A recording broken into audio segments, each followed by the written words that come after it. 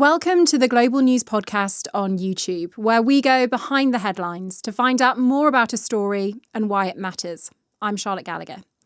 On Sunday, 15 people were killed at Bondi Beach in Sydney in an attack the Australian Prime Minister says was motivated by extremist ideology. The shootings targeted Jewish people attending a Hanukkah event. The victims include a 10-year-old girl, a British-born rabbi, a retired police officer, and a Holocaust survivor. The two men named by the authorities as responsible for the killings were Sajid Akram, who was 50, and his son Naveed, who's 24. Let's speak now to our correspondent, John Sudworth, who's been following this story for us. And John, thanks so much for coming on. You've been following this for a couple of hours now, and there's been this vigil, hasn't there, in Sydney after this shooting attack?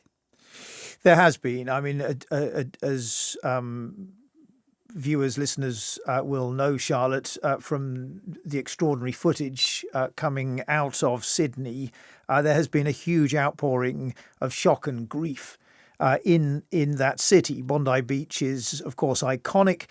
It is in some ways a symbol of all of the freedoms that Australians love and enjoy. And so there's a sense that this is not just an attack on the families, the worshippers, the Jewish community, but a wider sense of what Australia is and what it stands for. And what have we learned from the authorities about this? Well, you've outlined a little bit of what we know. I can add some more to that. I mean, again, a lot of video online. Some viewers may have seen some of it, showing in very graphic detail, some of it, the duration of this very violent event.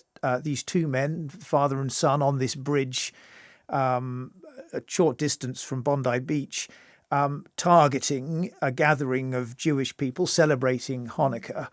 And the authorities are telling us very clearly, and again, no surprise in any of this for anybody who's seen the footage, that this was an act motivated by extremist ideology. We know a little bit more about the two suspects, Sajid Akram, 50 years old, who was shot dead at the scene, came to Australia in 1998 on a student visa. He had a firearms license for hunting.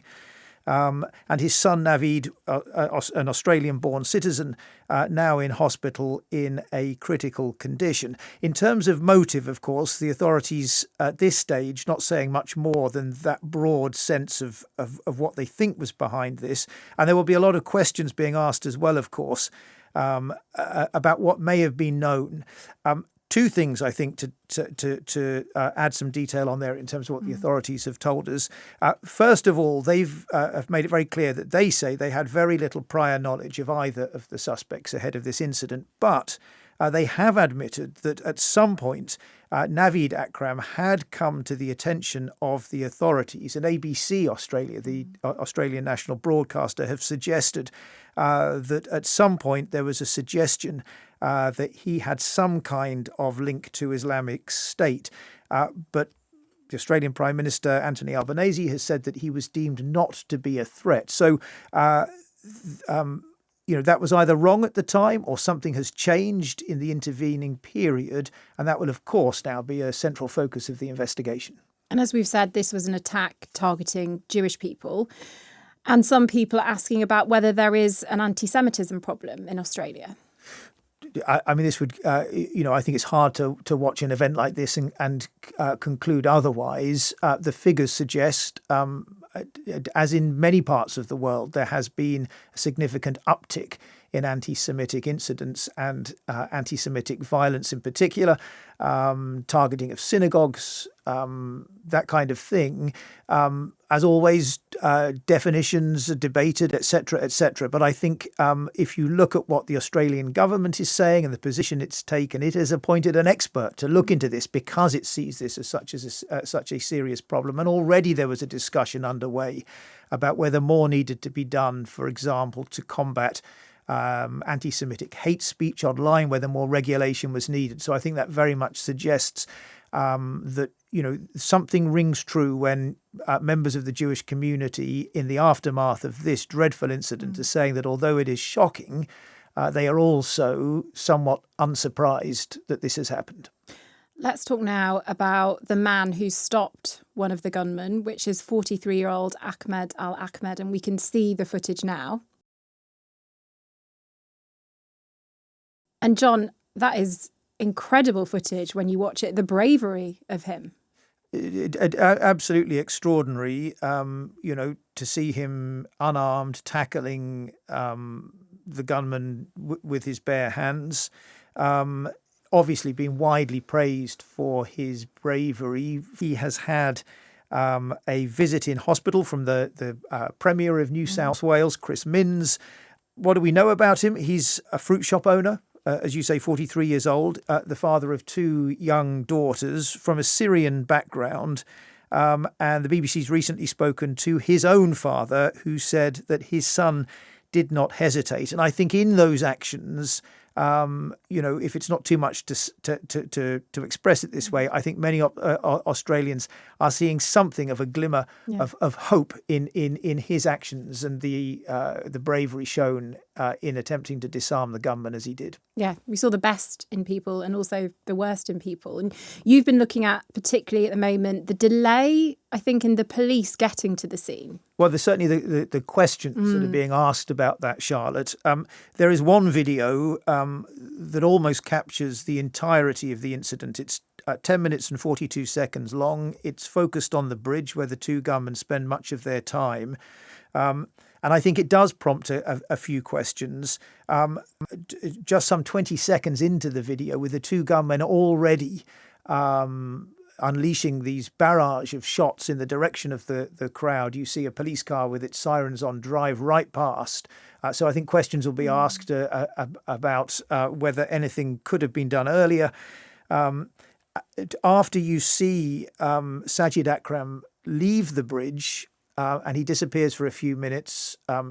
During that time, he's disarmed in that incident we've just been speaking about. But he's then able to return to the bridge, pick up another weapon and begin firing again. So I think a lot of questions will be asked about whether more can be done. And in fact, at one point in that same video, you can hear the bystanders around the person holding the mobile phone, filming all of this, saying, "Where are the police?"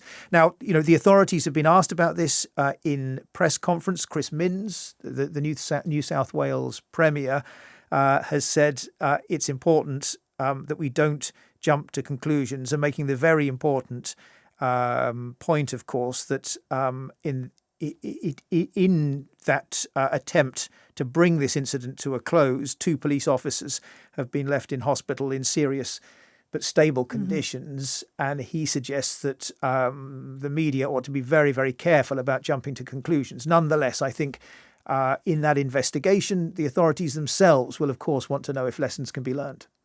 And as well, we don't really associate Australia as a country with a particular gun shooting problem. I know you were a correspondent in the US for years, where sadly shooting attacks are quite common. But in Australia already, there's now a debate about tightening gun laws because, as we said, the father in this situation who carried out this attack, he had legal firearms. He was legitimately holding 6 weapons. And as you can see from, the video footage and that dreadful toll of death and injury here, these were very serious weapons capable of causing very serious injury and death. So I think those questions will undoubtedly be asked about tightening up the gun laws.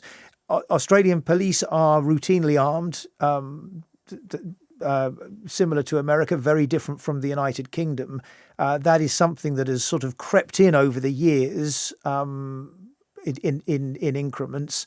And in fact, as you see the police officers finally arrive on the scene at the bridge, they have their firearms, their sidearms drawn. The debate in America often focuses on that idea that by arming the police, you can bring incidents like this much more quickly under control. That's the argument that you often hear the gun lobby make in America. And I think, again, questions will be asked about the best way to protect not only the Jewish community, but Australians in general in terms of the debate as it goes forward from this point. John, thank you so much for joining us. That was John Sudworth, our correspondent, who's been following this story. And you can hear more on this story on the Global News podcast, wherever you get your podcasts from. And if you liked this, please subscribe to us here on YouTube. And if there are any stories you want us to cover, please say so in the comments below.